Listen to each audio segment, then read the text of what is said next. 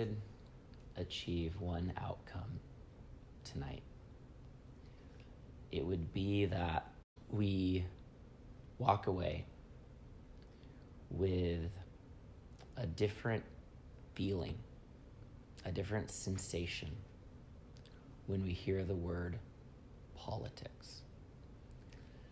So often people's feeling around the word politics is more kind of like, ugh, and that the word has began to represent things like hypocrisy and vying for power and corruption and deceit.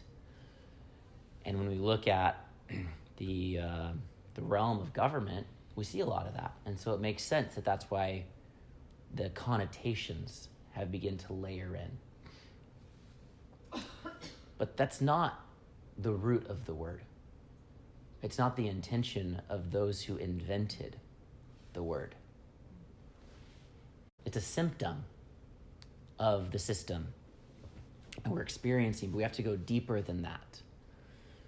And there's a quote that I've heard, I don't know where it came from, but we can only look as far forward as we can look back, right? And so in this, I want to take a moment to look back a couple thousand years and look back to that Greek origin of the word politics, which is polis, which is our city, which is the city.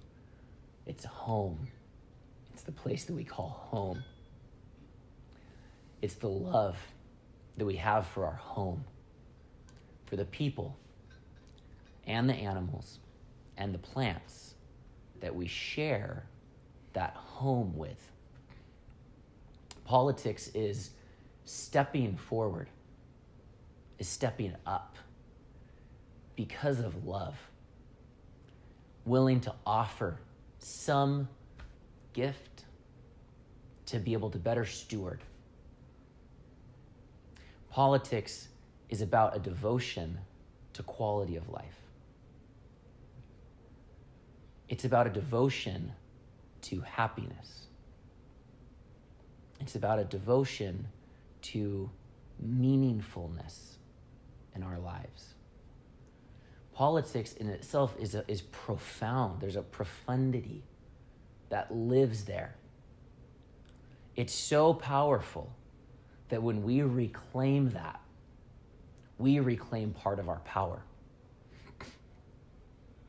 When we talk about OneNation as a political party, we're talking about it's a celebration. It's a party. And it's an organization and a network of people who care about politics. And government is one of the expressions of stewardship of the place that we call home. It's neither the only expression of stewardship, nor is it a trivial expression of stewardship. It's a very meaningful expression of stewardship. When I just inventory my own life, relative to this frame, I see that I've cared about politics from the beginning. And I graduated from San Diego State in international security and conflict resolution because I was fascinated to better understand how the world worked. And through that, I came to the conclusion that the greatest problem for humanity was extreme poverty in the bottom billions on this planet. What could be worse than the suffering of people in extreme poverty in various regions of this world? And so I formed an international nonprofit based upon all of the learning that I had in school around all the things of what not to do in international aid work. So I kind of got that 101 education and said, okay, I'm going to help to do poverty alleviation work that focuses solely on human development and human inspiration and education. So our mantra was helping people to identify their own problems, discover their own solutions, and implement their solutions with their own available resources. So it's really a catalytic strategy and not bringing in resources that exacerbate dependence. And I devoted my life to that. I lived in East Africa for a lot of my early 20s.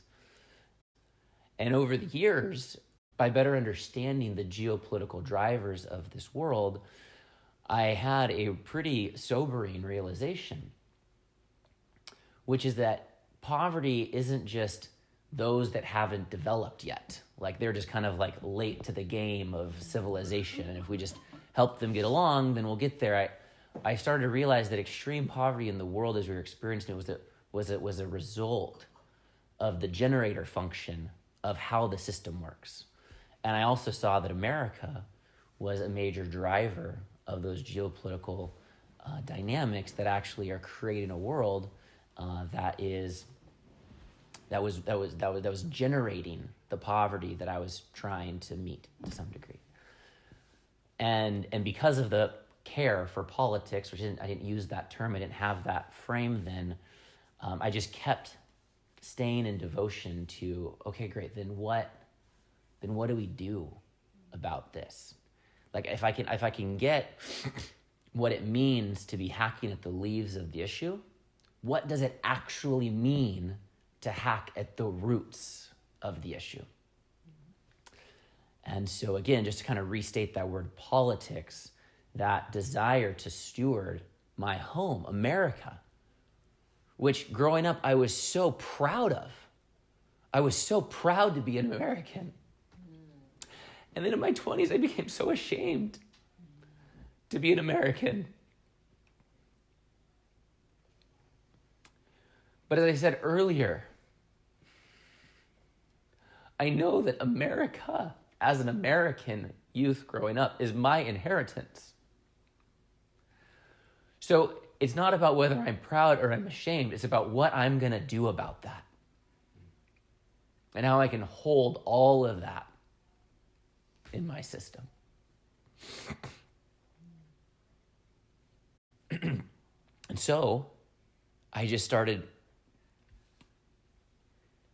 down a path committed to understand how to create the systemic transformation such that we didn't just need 1 million nonprofits catching all of the symptoms of a pathological system and creating marginal impact. Valuable, but marginal in the grand scheme of things. And as Sophia mentioned earlier, we found ourselves just connected, I think, through intention, right? You set an intention, all of a sudden things start happening around people who really knew a lot about systemic transformation. And that's the community that we found ourselves in. And what a gift to have our closest friends just steeping, just all day, every day, thinking and feeling like, what does it take to actually create full, all-sector systemic transformation on Earth at a planetary scale? Right. And as you kind of go down that analysis path, you realize that the answer is not in government, because our economic system is stronger than our governmental system. So our economic system will always pull our governmental system, despite the ideals of that governmental system, out of alignment from that public service and into servitude for the economic system. Okay. So if you take that as a premise, then now we have to look at the economic system. Okay, can we change the economic system? And I will posit that there's no tweak we can make to the economic system. Whether we go all the way to conscious capitalism over here, or all the way to unregulated capitalism over here, or all the way to socialism or communism over here, there's no tweak we can make at the economic model that if we do, we're going to be like, oh, whew, all right, we're going to be okay. Because what's stronger than the economic model is our culture. It's how we think as people. It's what we value. It's how we approach things. It's what we consider to be meaningful and worthy of attention and effort. And so This conversation around systemic transformation ends and begins with a conversation around genuine cultural transformation. And it's not about the cultural transformation of the people out there. It's about the cultural transformation of us, of me, and of you, despite how advanced we might think that we are on the topic. In a brief history of humanity, we realize that programmed into our genes is this othering. It's this win-lose, us versus them mentality. And it's created the boundary that makes up a tribe, who's the us and who's not the us. And up until modern society, the tribe was the basic unit of survival, right? Not the individual, it was the tribe. And so that needed a boundary, just like a cell needs a boundary. So it was imperative that we had this as part of our genetic makeup. Otherwise, we wouldn't be here today. As we started to plant seeds and have something that looked a little bit more like modern society, we started making more advanced weapons. And the societies that weren't good at the us versus them thing, that didn't make better weapons and practice becoming better at violence, were annihilated. So those more loving, more matriarchal societies, they're not here anymore. Or in very, very, very, very, very, very, very tiny pockets.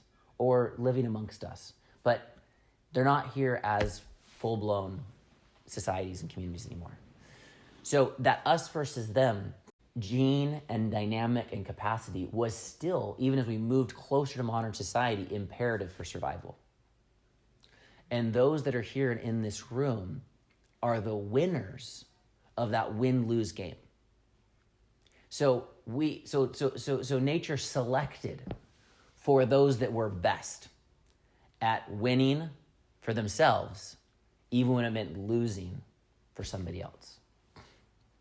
And this kept being a survival tactic, very strong, rooted into our genes.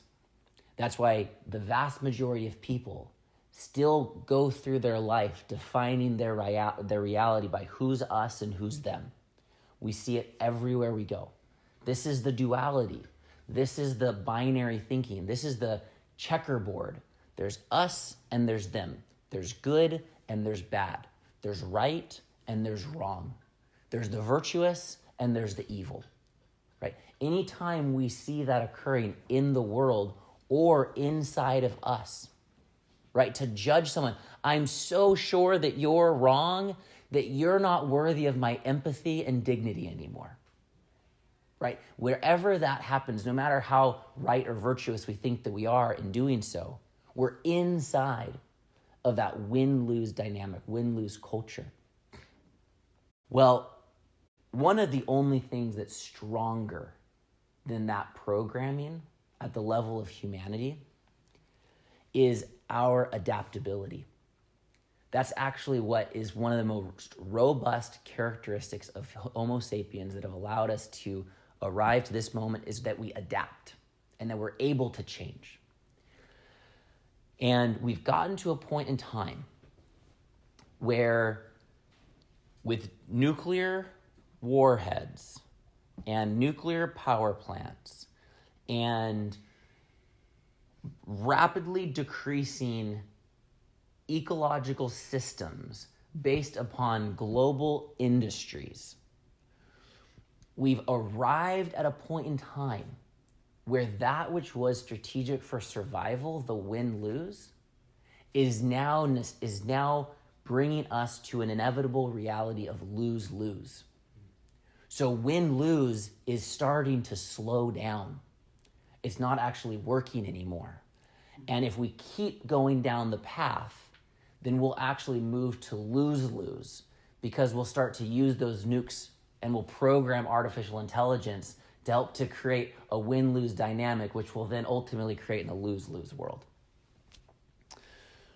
So we have an opportunity and an imperative to leverage the adaptability inherent in our own humanity, to use this as a moment in time to be able to, through our own volition, will our emergence from what we've called win-lose to what I'll now call all-win. It's just a paradigm shift. It's just a cultural distinction.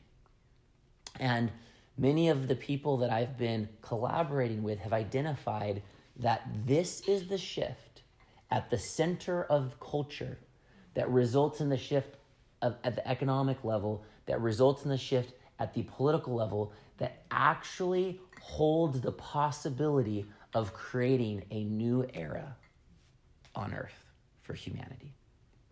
And so what we're doing with OneNation is we're beginning this conversation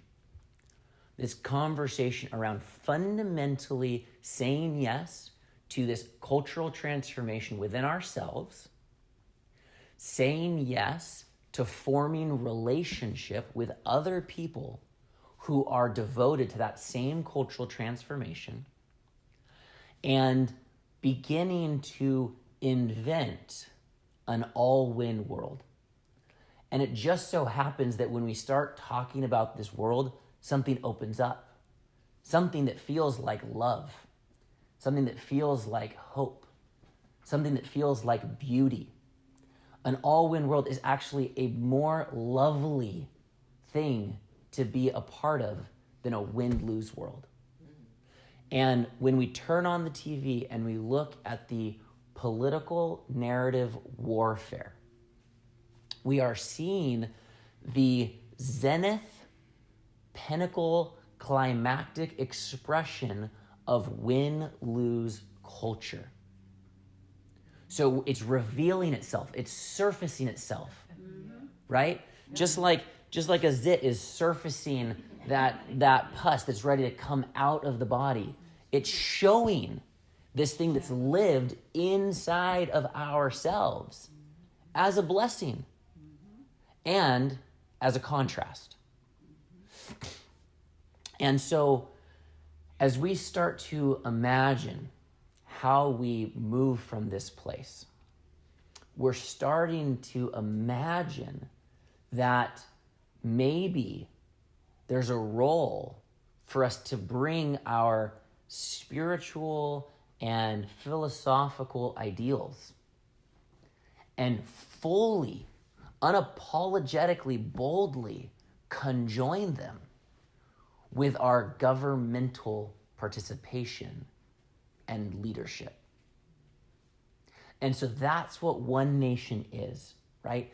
It's not just a conversation around let's organize a voter bloc and get some of our people elected. It's let's develop a network of people that are committed to a radical cultural transformation and modeling that to the world and actually being that change. And while we're at it, let's do something. And the doing something that we can do is start to actually run campaigns that are designed to further initiate our neighbors in the all-win paradigm. And while we're at it, maybe we'll get some people elected. And maybe we can use the structures of municipalities to begin to experiment with bringing an all-win paradigm, an all-win culture, leaders that are willing to be held accountable to all-win standards, to be able to explore what's possible at the governmental level. We're seeing that there's 4 primary skills or capacities that are required in order for a person to really be established in the all-win paradigm.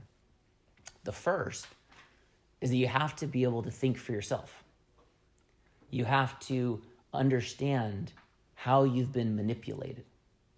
And you have to be able to start to pull that manipulation out and find your own sovereign perspective based upon you and your life experience and what you know through your firsthand experience with life.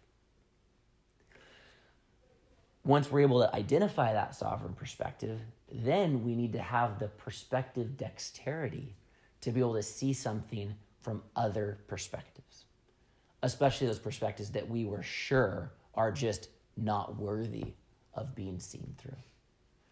And so we then see it from multiple perspectives as this next critical skill of the all-win paradigm.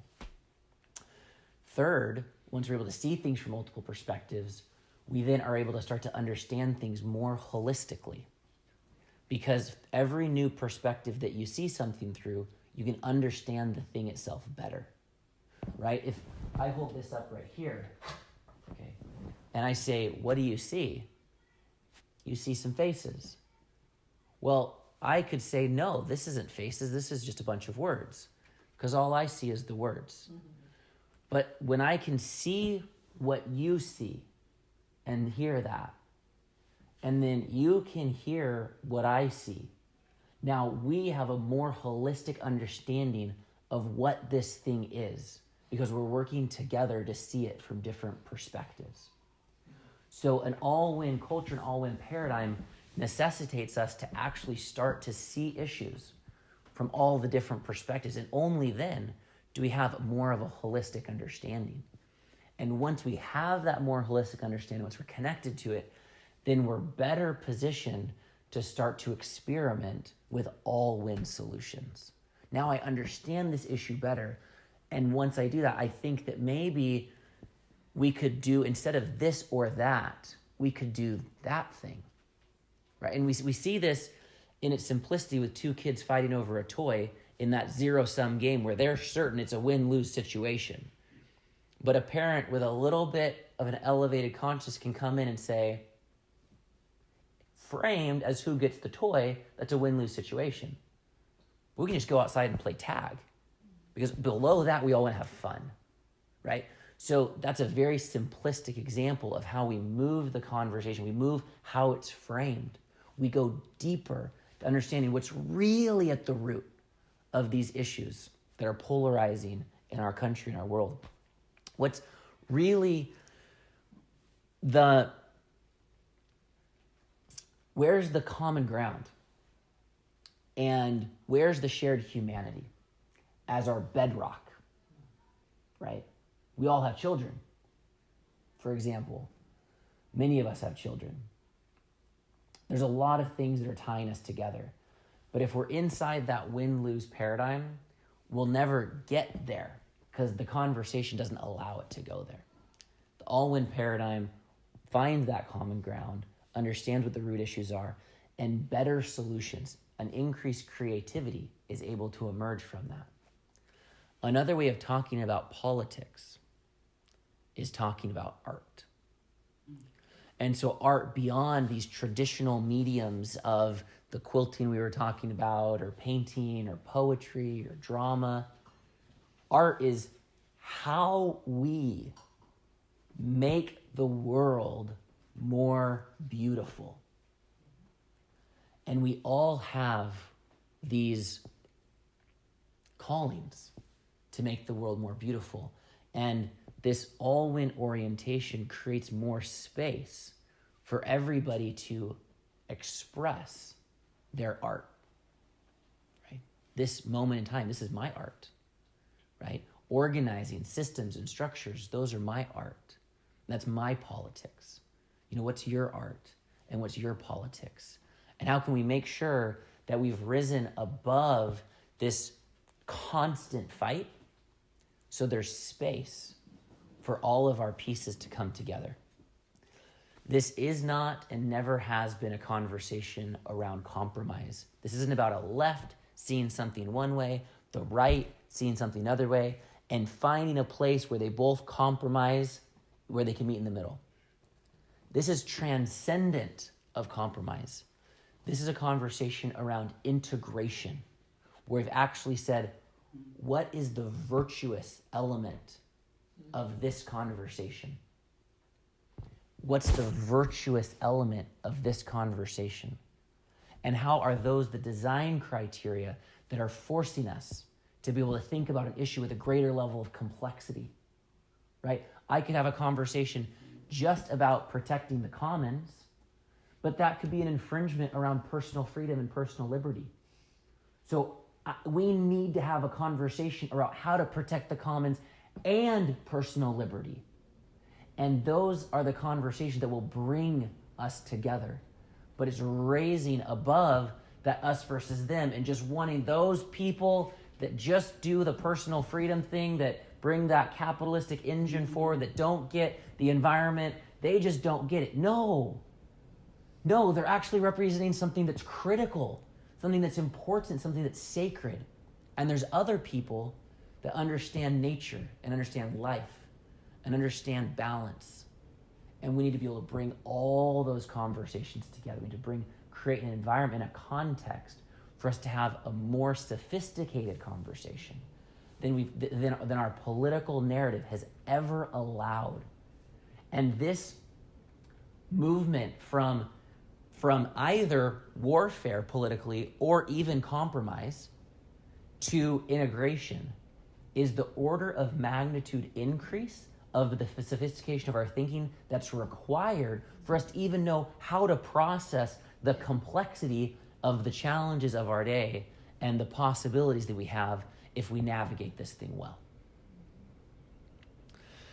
And so holism and integration become the clarion call. It's a clarion call towards holism and synergation,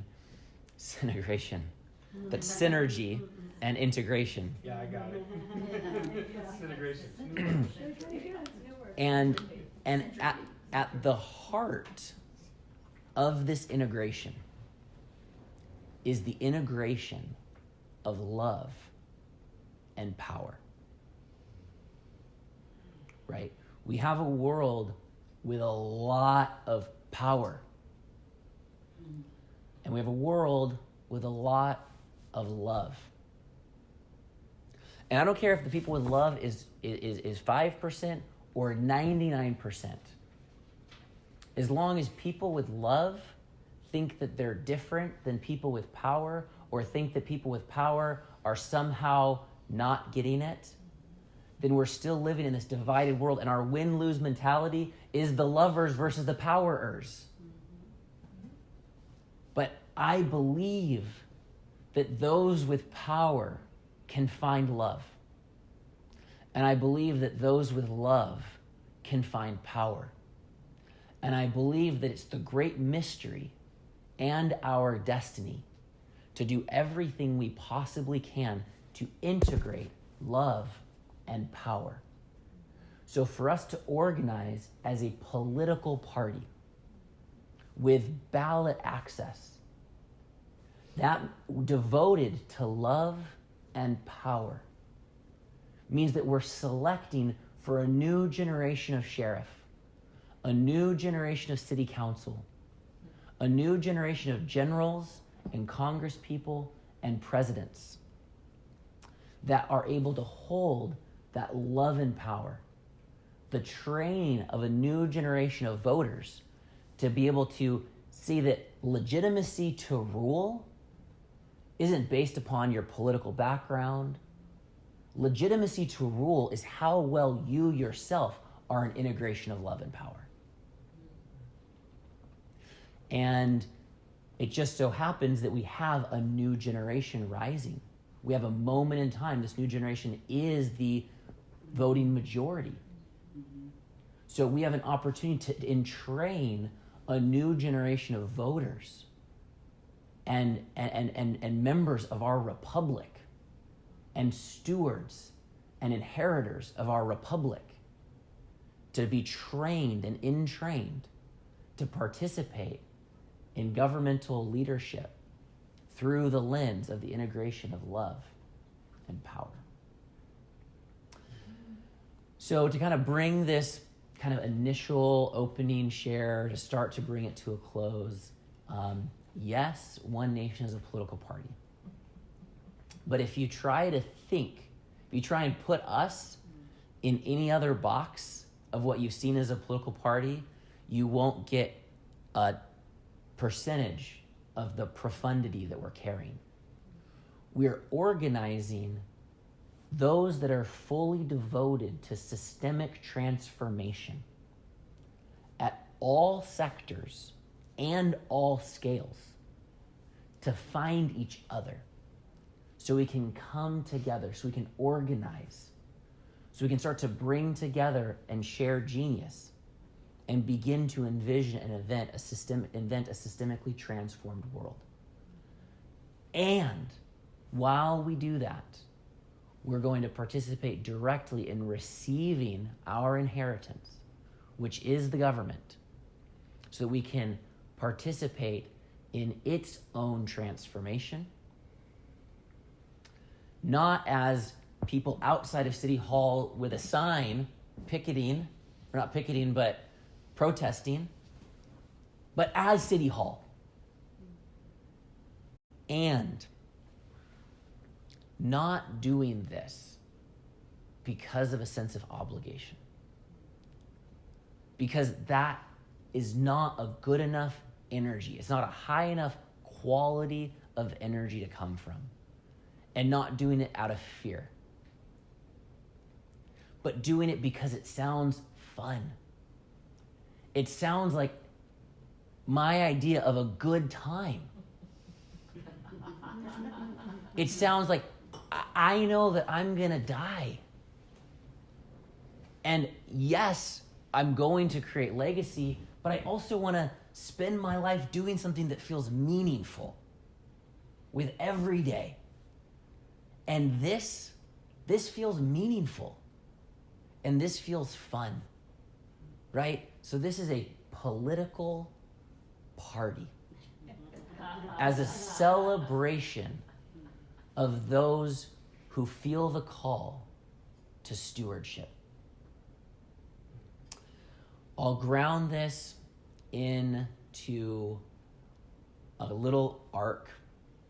We have a vision that in 2022, we are running a major campaign of mayors across the country, in large cities and small, beginning to model with cities how we can lead cities through the all-win paradigm, and how we can use cities and municipalities to be able to ground all the visions that were talked about, use the budgets and the administrative capacities of cities to start to reveal a little bit more of what an all-win world can look like. So over the next 30 months, we are running a major launch campaign. We're calling it the All-Win Campaign.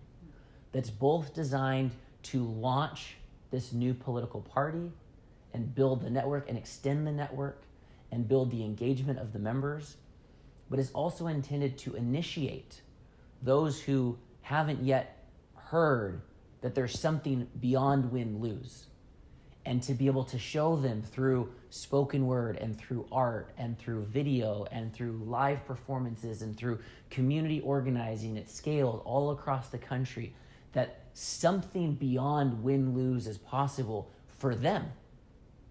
They can rise above the judgments that they have and find a new possibility for themselves.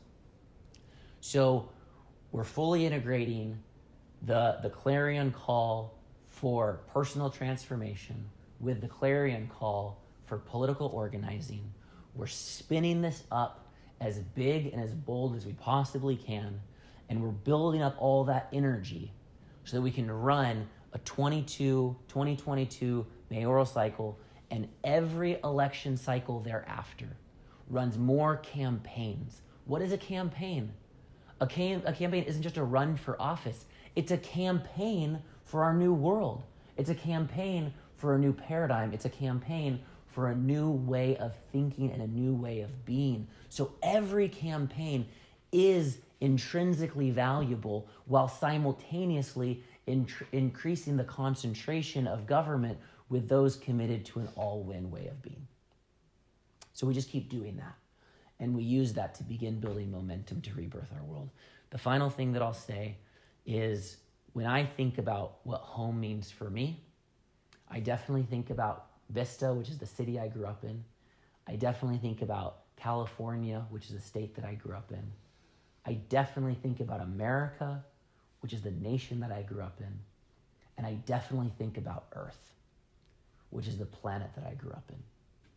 And so this is about raising up a new generation of political leader that can hold the local, the regional, and the planetary scales simultaneously so we can steward this place that we call home as well as possible. Thank you very much.